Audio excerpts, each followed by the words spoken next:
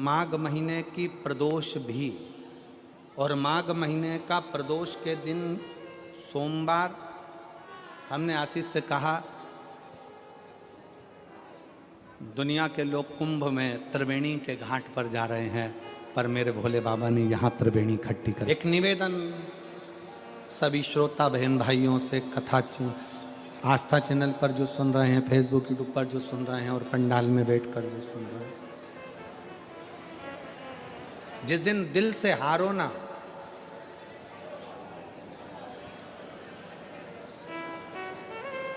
थोड़ी तकलीफों में अगर घिर जाओ, तकलीफें आ जाएं, कष्ट आ जाए, तकलीफें जिस दिन तुम्हारे भीतर बहुत ज़्यादा मात्रा में आ जाए, उस दिन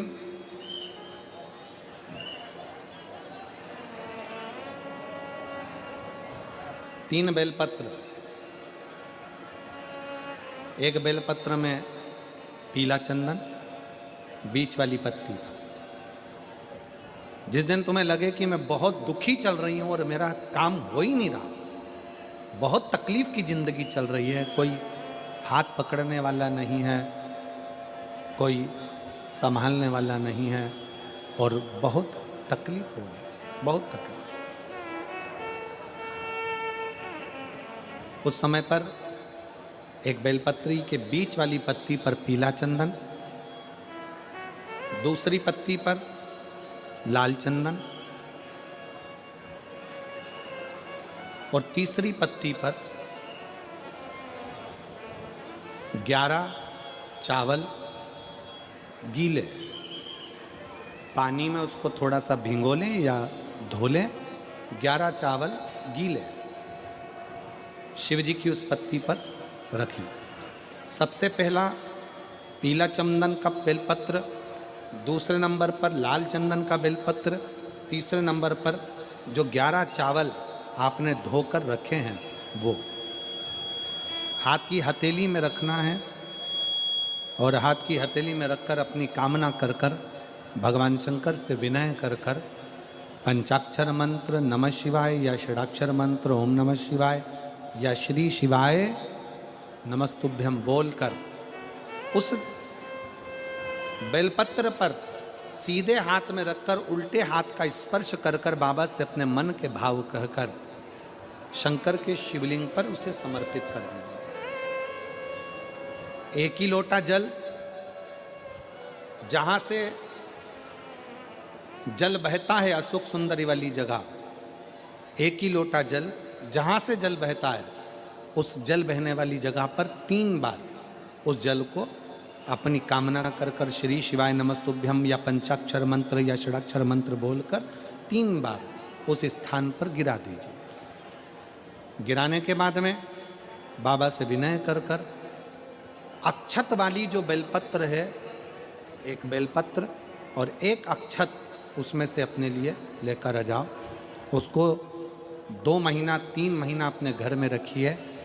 जितना भी दुख है धीरे धीरे बाबा समाप्त कर कर खुशियां घर में लेकर आता ही है। दुख समाप्त होगा, खुशियां घर में आएगी जरूर।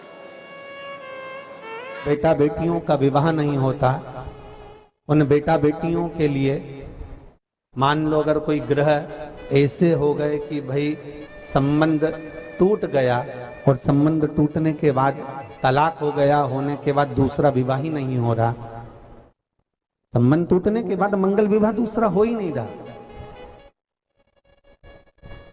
तो प्रयास करिएगा। माँ जगतजननी जगदम्बा का हाथ इस तरह से रहता है, अपने दर्शन करेंगे पार्वती मैया के शिव मंदिर में, तो पार्वती जी का हस्त कमल शंकर जी की साक्षी में हमेशा बंधा हुआ रहता है, शिव की साक्षी में। महाराज प्रदोष काल में, प्रदोष के दिन कभी भी, किसी भी प्रदोष के दिन, वैसे तो मूल है इसमें सोम प्रदोष का वर्णन, सोमवार की जो प्रदोष पड़े उसका मूलता माना गया है, पर आप प्रयास करना कि किसी भी प्रदोष के दिन जिसका तलाक हो चुका हो, जिसका संबंध खराब हो चुका हो, संबंध हो ही नहीं रहा हो वापिस से,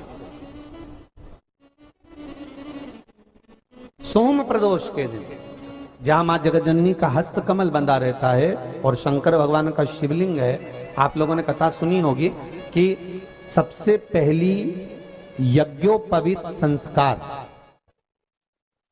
सबसे पहला यज्ञोपवीत संस्कार किसका हुआ था और किसने किया था? महाराज, सबसे पहला यज्ञोपवीत माता ललिता देवी ने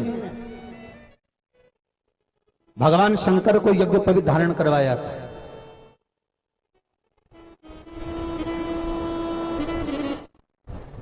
मां ललिता देवी ने सूत्र बनाकर अपने हस्त कमल से भगवान शंकर के सम्मुख में बिठाकर भोलेनाथ जी के हस्त कमल से स्वतः सूत्र बनाया था। भगवान शंकर प्रसन्न हो गए थे, बहुत प्रसन्न भोलेनाथ जी। इसलिए शंकर भगवान ने ललिता देवी को 2 वर दिए थे, एक किसी का अश्रु नहीं देखूंगा, दूसरा जो यज्ञोपवीत समित समर्पित करेगा, यज्ञोपवीत का भाव जो मुझे देगा, उसके जीवन में बाधाओं को हर लूंगा। इसलिए आज भी हिंदू धर्म में देवताओं को जो यज्ञोपवीत चढ़ाया जाता है वो उलझा हुआ नहीं होना चाहिए। देवताओं को जो यज्ञोपवीत चढ़ता है उसको सुलझाकर चढ़ाया जाता है, समर्पित करेगा। अब कई विद्वान ब्राह्मण ऐसा कैसे यज्ञोपवीत में हल्दी लगाकर छोड़वा देते हैं, परंतु वो उलझा हुआ रहता है। वो सुलझा हुआ अगर चढ़ाएगा तो जो जजमान पूजन कर रहा है, जो जजमान पूजन में लगा हुआ है, उसको पूर्ण फल की अनुभूति हो, पूर्ण फल का प्राप्ति हो और ब्राह्मण भी बंधन से मुक्त हो। ललिता देवी जी तो हमारे यहाँ भौम सोमवार का जो प्रदोष हो, उस प्रदोष के दिन जिसका मंगल विवाह नहीं हो रहा है, सारी तकलीफें झेल रहे हो, बहुत कष्टप्रद हो, तो माँ का जो हस्त कमल है, उस हस्त कमल से लेकर शंकर भगवान के शिवलिंग तक एक कच्चे सूत की धार बनाई जाती है। महाराज 6 धार कच्चे सूत की बनाई जाती है। यहाँ शंकर भगवान का शिवलिंग है, यहाँ माता का हस्तकमल है, हस्तकमल से चालू होकर शिवलिंग, शिवलिंग से चालू होकर हस्तकमल, ऐसी 6 धार बनाई जाती है हमारी। और धार बनाकर उस धार पर माखन का लेपन किया जाता है भगवान शिव को। जैसा ललिता माता ने भगवान शंकर से वर प्राप्त करा था, उसी तरह फिर उस लेपन को लगाने के बाद उसको उतारकर उसी को लपेटकर शंकर भगवान पर उसको चढ़ा दिया जाता है, मात्र अपनी मंगल विवाह की कामना कर कर। अगर कोई कुंवारी अवस्था में कर रहा है तो उसमें हल्दी लगाए, और अगर कोई शादी होने के बाद, संबंध टूटने के बाद दूसरी शादी के लिए कर रहा है तो उसमें हल्दी ना लगाए। बस इतना अंतर रहता है।